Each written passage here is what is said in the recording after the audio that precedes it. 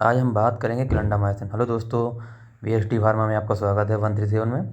मैं विजेंद्र कुमार लेकर आया हूँ क्लिंडामाइसिन। क्लिंडामाइसिन क्या है और इसके क्या यूज होते हैं और इसको कब देना चाहिए और इसके क्या फॉर्म होते हैं। तो जैसा कि हम आपको बता पा रहे हैं, आज क्लिंडामाइसिन क्या होता है। क्लिंडामाइसिन एक कैप्सूल होता है जो कि 150 mg में भी आता है, 300 mg में आता है और ये 600 mg में भी आता है। क्लिंडामाइसिन जैसा कि आपको हम दिखा पा रहे हैं, क्लिंडामाइसिन कैप्सूल फॉर्म में भी आता है, इंजेक्शन में भी आता है और इसकी एक ऑइंटमेंट भी आती है जिसे हम लोग क्रीम बोलते हैं, जैसा कि इस वीडियो में आप देख पा रहे होंगे।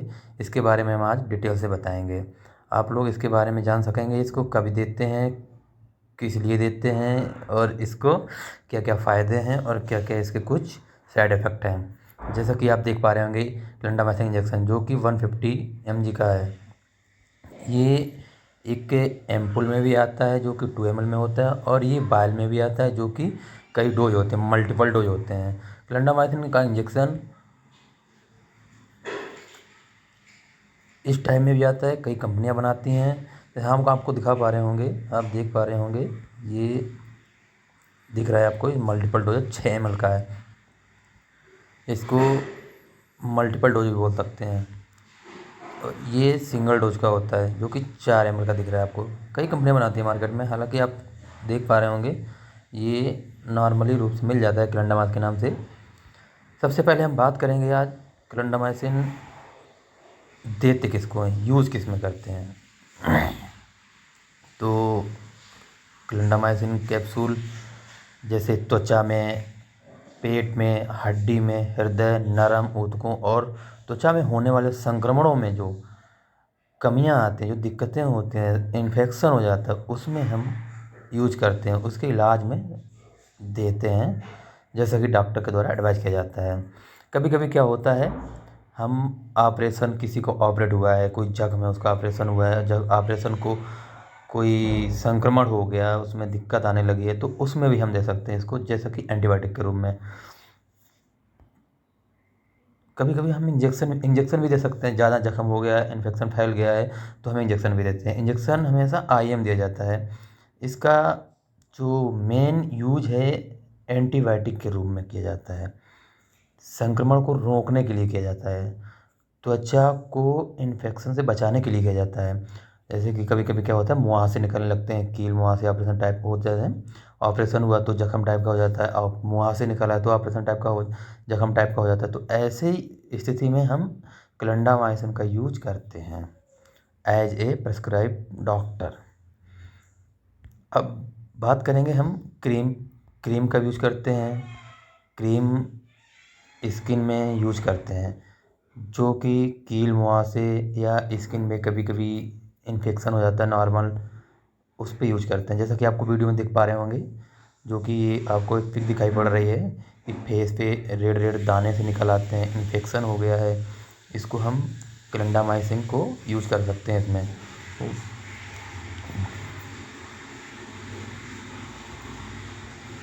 इसमें एक चीज़ है, ऑयली स्किन होती है, जो ऑयली स्किन, कील मुहासे ऑयली स्किन होती है, उस पर यूज कर सकते हैं। और इसके कुछ साइड इफ़ेक्ट होते हैं, जैसे कि हम क्रीम यूज करते हैं, कुछ फीमेल्स जैसे कि महिलाएं यूज करती हैं, इन्फेक्शन हो गया तो क्रीम क्लिंडामाइसिन यूज करती हैं। तो इसमें कुछ इन साइड इफ़ेक्ट होते हैं, जैसे कि स्किन डैमेज होना, स्किन पे डैमेज होने का खतरा रहता है, बाल उगाना चेहरे पे, महिलाओं के चेहरे पे बाल उगाते हैं, स्किन पतली होना, स्किन पतली हो जाती है, या कभी कभी क्या होता है स्किन रेड हो जाती है। हम लगातार क्लिंडामाइसिन का यूज करते हैं, क्लिंडामाइसिन ऑइंटमेंट या जेल या क्रीम, तो क्या होता है ना, कभी कभी स्किन लाल पड़ जाती है, तो इसके ये साइड इफ़ेक्ट होते हैं।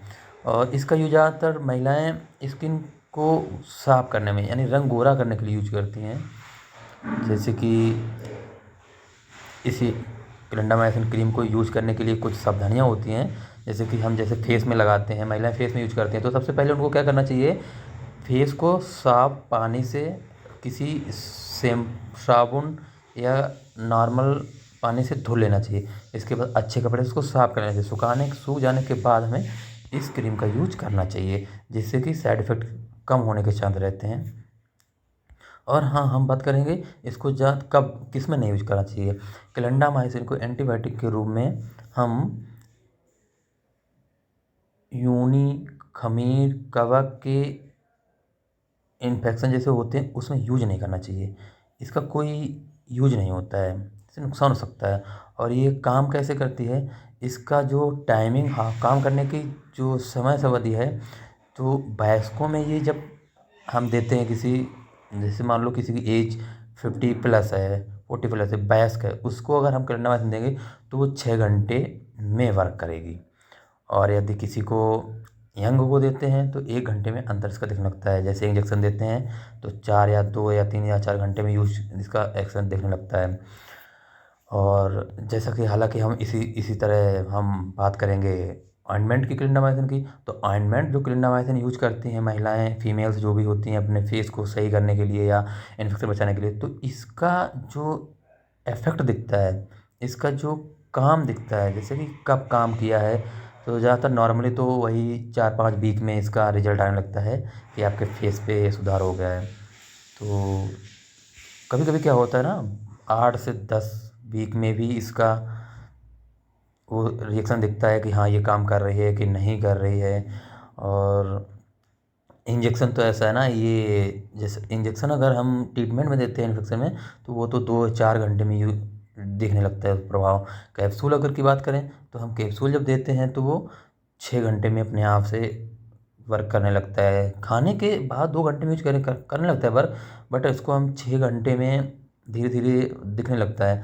तो इसीलिए हम इसको यूज भी करते हैं। कभी कभी TDS करते हैं तो 4 घंटे बाद, 4 या 12, एक दिन में 3 बार यूज कर सकते हैं। हाँ, 2 बार भी कर सकते हैं। तो आज हम बात की है क्लिंडामाइसिन इंजेक्शन, कैप्सूल और ऑइंटमेंट के बारे में। जैसा कि दोस्तों मैंने अपने इस चैनल में आपको बताया है कि 137 BFD फार्मा 137 में हमने आपको क्लिंडामाइसिन के बारे में बताया। आपको आई होप आपको समझ में आया होगा। इस वीडियो को लाइक करें और सब्सक्राइब जरूर करें। ऐसे ही हम वीडियो आपके लिए लाते रहेंगे, नए नए टॉपिक जो आपके जीवन में काम आएंगी। और जय हिंद, नमस्कार दोस्तों।